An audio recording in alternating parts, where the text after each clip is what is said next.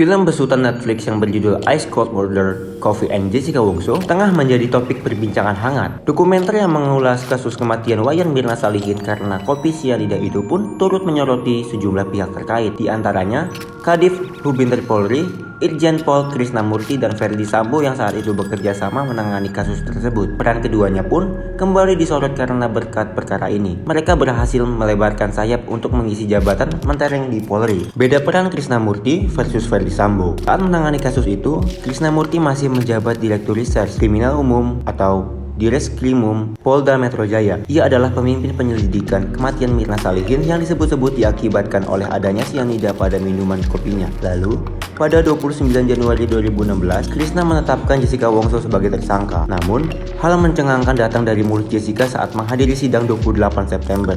Ia mengaku Krisna mempertaruhkan jabatannya agar dirinya disangkakan. "Saya didatangi Pak Krisna." Dia bilang, "Saya turun ke tahanan sudah jatuhin harga diri saya."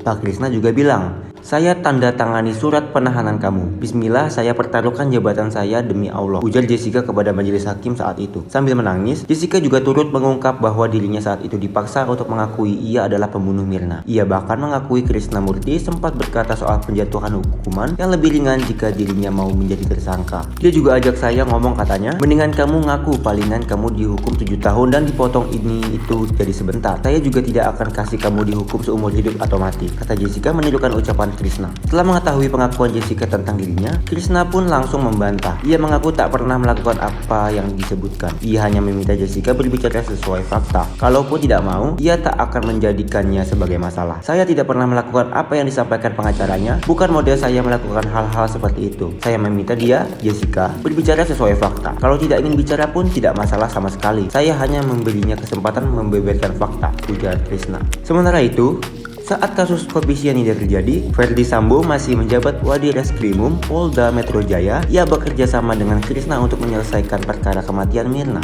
Ia kemudian mengungkap hasil investigasi yang menyudutkan Jessica. Hasil itu menunjukkan Jessica diduga mencampurkan sianida ke minuman Mirna. Hal ini terlihat dalam rekaman CCTV, di mana kematiannya terjadi setelah meminum es kopi Vietnam yang dipesan oleh Jessica Wongso di Cafe Olivier, Jakarta pada Januari 2016 lalu. Jessica Wongso pun ditetapkan sebagai tersangka utama dan dijatuhi vonis hukuman 20 tahun penjara dalam dakwaan pembunuhan berencana. Hingga kini, dirinya masih mendekam di Lembaga Pemasyarakatan atau Lapas Pondok Bambu, Jakarta Timur. Meski begitu, barang bukti berupa celana jeans Jessica yang diduga terkena cairan sianida tidak pernah ditemukan. Namun, kasus itu rupanya berujung baik bagi karir Verdi Sambo. Sayangnya, hal ini harus diakhiri usai ia terbukti membunuh Brigadir Yosua.